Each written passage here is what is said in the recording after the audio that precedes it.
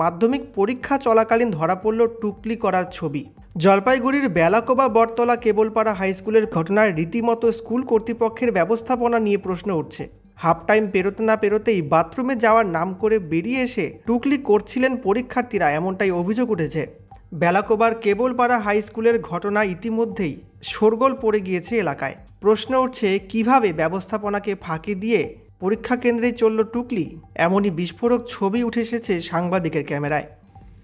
মাধ্যমিক পরীক্ষা চলাকালীন ধরা পড়ল টুকলি করার ছবি। জলপাইগুড়ির বেলাকোবা বটতলা কেবলপাড়া হাই স্কুলের ঘটনায় রীতিমতো স্কুল কর্তৃপক্ষের ব্যবস্থাপনা নিয়ে প্রশ্ন উঠছে। হাফ টাইম পেরোতে না পেরোতেই বাথরুমে যাওয়ার নাম করে বেরিয়ে এসে টুকলি করছিলেন পরীক্ষার্থীরা, এমনটাই অভিযোগ উঠেছে। বেলাকোবার কেবলপাড়া হাই স্কুলের ঘটনা ইতিমধ্যেই শোরগোল পড়ে গিয়েছে এলাকায়। প্রশ্ন উঠছে, কিভাবে ব্যবস্থাপনাকে ফাঁকি দিয়ে পরীক্ষা কেন্দ্রেই চলল টুকলি। এমনই বিস্ফোরক ছবি উঠে এসেছে সাংবাদিকের ক্যামেরায়।